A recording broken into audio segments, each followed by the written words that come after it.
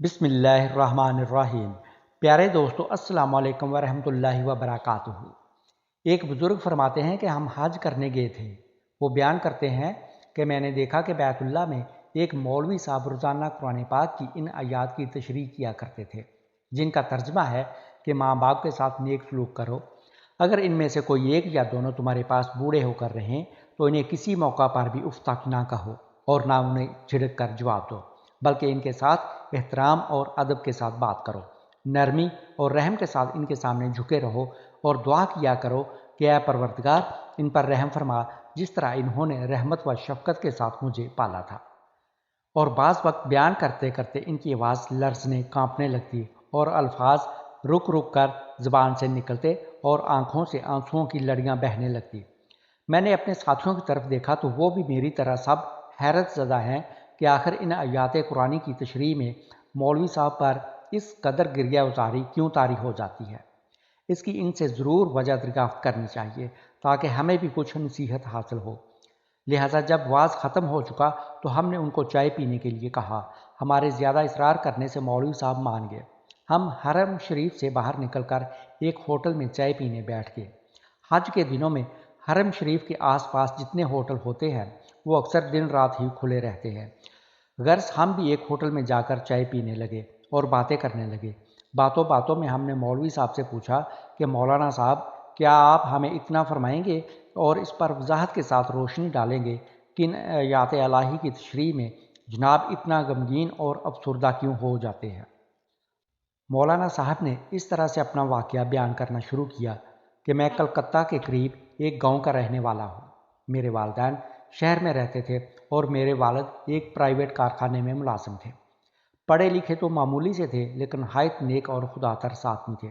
میری عمر ابھی 4 سال ہی تھی کہ مجھے ایک اسلامی اسکول میں داخل کرا دیا گیا۔ میرے والدین مجھے دینی علوم کی تعلیم دلانا چاہتے تھے، اس لیے میں نے 18 سال کی عمر میں عربی زبان سیکھ لی۔ میں دینی تعلیم کے دوران انگریزی بھی پڑھتا تھا اور والد صاحب کے ایک دوست کے مدرسے سے میں نے میٹرک کا امتحان پاس کر لیا۔ میری خواہش افسر بننے کی تھی۔ میں نے اپنے والد سے اس کا ذکر کیا۔ میرے والد صاحب کو اس زمانے میں نوکری کے 200 روپے ملتے تھے، جن سے پورے گھر کا خرچ چلانا پڑتا تھا اور آئندہ کے لیے فکر کرنی تھی۔ میرے والد صاحب کا یہ خیال تھا کہ میں اب کوئی ملازمت کر لوں تاکہ گھر کا انتظام سنبھالنے میں آسانی ہو، لیکن میرا پکا ارادہ کالج میں داخل ہونے کا ہو چکا تھا۔ میں نے والد صاحب کی بے حد خوشامد کی اور ان کو منایا۔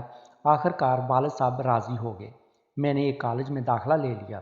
میری والدہ بڑی کفایت شعار اور عقل مند تھی۔ اپنے خالی وقت میں موم بتیاں بنا کر اچھے خاصے پیسے حاصل کر لیتی۔ اس طرح ان کو محنت تو بہت کرنی پڑتی لیکن وہ میری سب ضروریات پوری کرتی۔ فیس تو والد صاحب دے دیتے تھے اور دوسری ضروریات کے لیے میری والدہ مجھے چپکے سے روپے بھیج دیتی تھی۔ مجھے معلوم تھا کہ والد صاحب بھی میرے اخراجات اور دوسرے بھائیوں کی تعلیم و تربیت کے لیے ڈیوٹی سے زیادہ وقت اوور ٹائم کام کرتے تھے۔ اس طرح ان کو زیادہ پیسے حاصل ہو جاتے اور ہمارا خرچ چلتا رہا اور میں نے 6 سال میں ڈگری حاصل کر لی۔ میں نے ڈگری تو بے شک حاصل کر لی مگر اس کالج کی تعلیم کے دوران اور اس زمانے میں کالج کے ماحول کے رہن سہن نے میرے اسلامی شعار اور طریقے کو بالکل ہی بدل دیا اور میں اسلامیات کو بالکل ہی بھول چکا تھا۔ اس لیے یہ ماحول ہی نیا اور ایسا تھا کہ میں وہاں کا رنگ لیے بغیر نہ رہ سکا۔ میرا ذہن، میرے خیالات جدید تعلیم و تربیت سے بے حد متاثر ہو چکے تھے۔ اب کیسا دین اور کیسے دین کی باتوں پر چلنا اور کیسی نماز روزہ کرنا، میرے حالات اور خیالات سب ہی بدل چکے تھے۔ میں نے 6 سال پورے کالج میں اول نمبر کی کامیابی حاصل کی، اس لیے درخواست دینے پر مجھے اسی کالج میں ملازمت مل گئی اور میں 350 ماہوار تنخواہ پانے لگا۔ چند سالوں میں میری تنخواہ 500 روپیہ ماہوار ہو گئی۔ اب والدین نے میری شادی کی فکر کی۔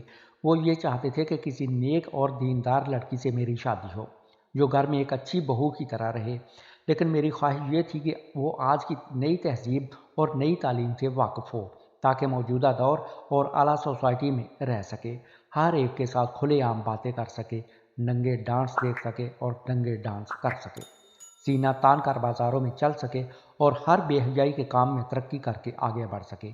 لہٰذا میں نے اپنی پسند کا ذکر اپنی ماں کے ذریعے سے اپنے والد صاحب سے کر دیا، لیکن انہوں نے پسند نہ کیا اور برا مانا۔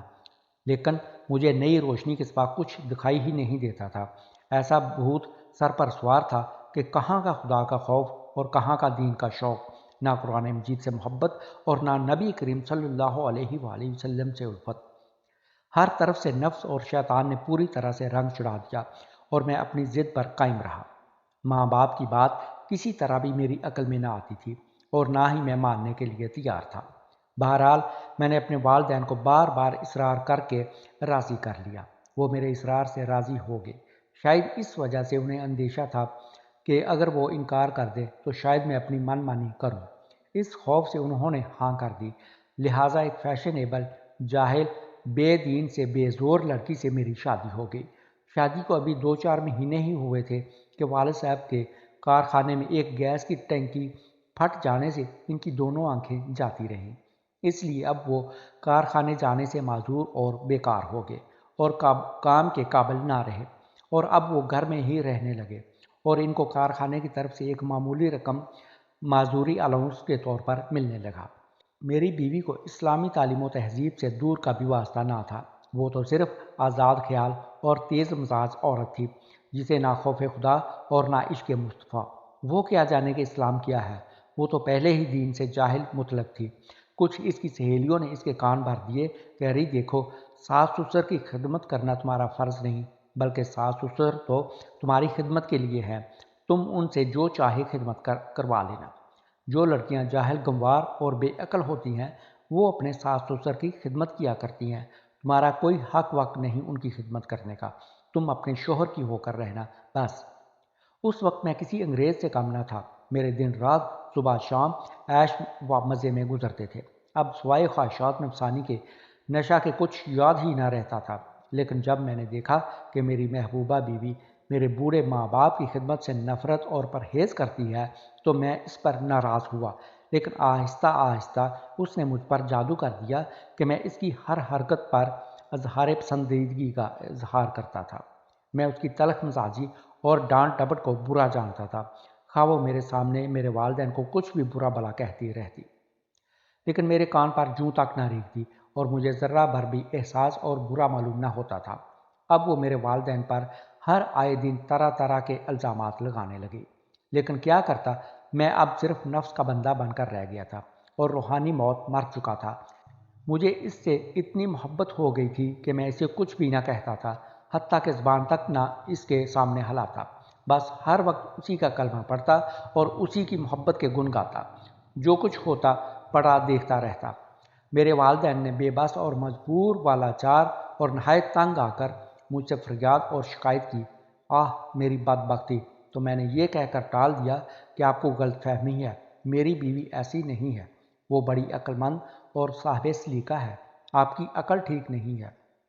ایک روز کی بات ہے کہ والد صاحب رات کو کسی ضرورت سے پانی لینے کے لیے اٹھے تو نابینا تو تھے ہی، ایک سٹول سے ٹکرا گئے اور اسی سٹول پر دودھ کا برتن رکھا ہوا تھا، وہ زمین پر گر گیا اور سارا دودھ زمین پر الٹ گیا۔ پھر کیا تھا، بیگم صاحبہ اٹھی اور ان کو بہت بری طرح للکارا، تمہیں شرم نہیں آتی چوری کرتے ہوئے؟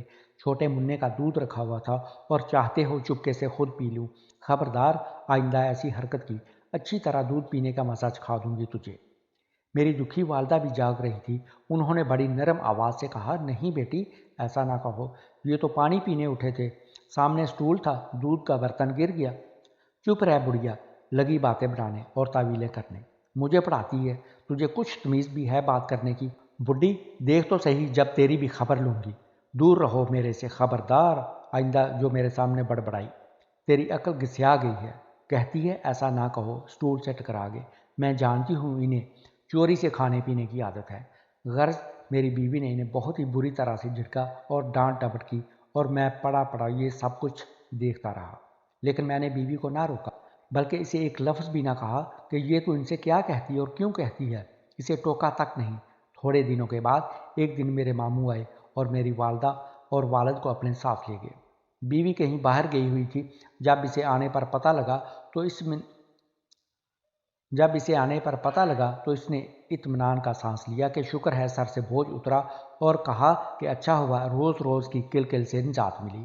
اس واقعہ کو 3 سال گزر گئے اور ایک بچہ کی پیدائش کے بعد میری بیوی کا انتقال ہو گیا۔ بس میرے لیے بہت ہی مصیبت کا سامنا تھا۔ بیوی کا مرنا کیا تھا، میری زندگی سنسان ہو گئی اور اکثر میں کھویا کھویا سا رہنے لگا۔ میرے ایک بہت ہی مخلص دوست تھے، انہوں نے جلد ہی ایک غریب گھرانے میں میری شادی کرا دی، اور یہ میری بیوی حافظ قرآن، نہایت ہی نماز روزہ اور قرآن مجید کی تلاوت کی پابند، بڑی ہی دیندار اور میری ہر طرح سے فرما بردار تھی۔ وہ اب بھی زندہ اور میرے گھر آباد ہے۔ جب میں فکر آخرت سے بے فکر ہو کر بستر پر پڑا کھیلوں کے میچ دیکھ کر زندگی کے بہترین وقت ضائع کر رہا ہوتا ہوں، جس کی مجھ سے باز پرس قیامت کے دن کی جائے گی، تو وہ قرآن مجید کی تلاوت میں مشغول ہوتی ہے۔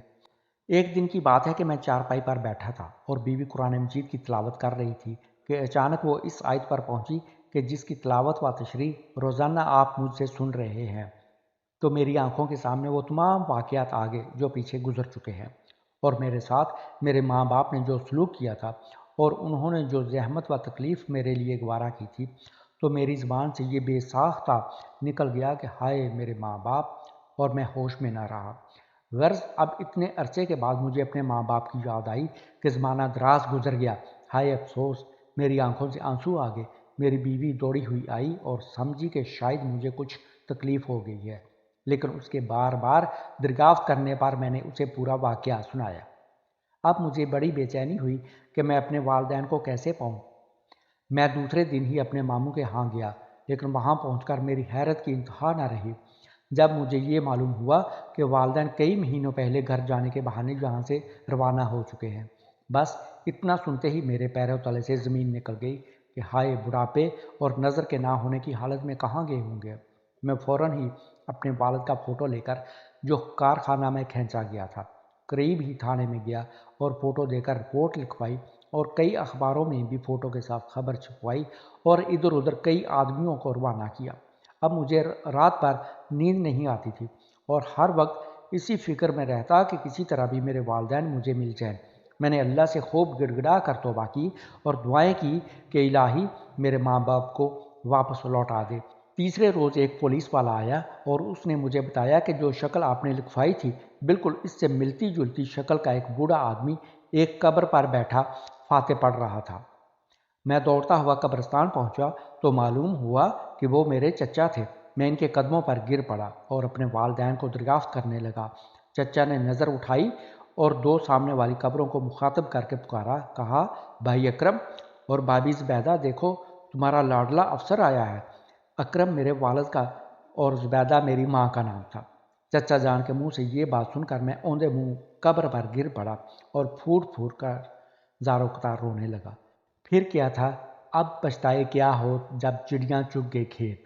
بس اتنا کہہ کر مولانا صاحب خاموش ہو گئے تو میں نے مولانا صاحب کی طرف دیکھا تو ان کی آنکھوں سے آنسو جاری تھے۔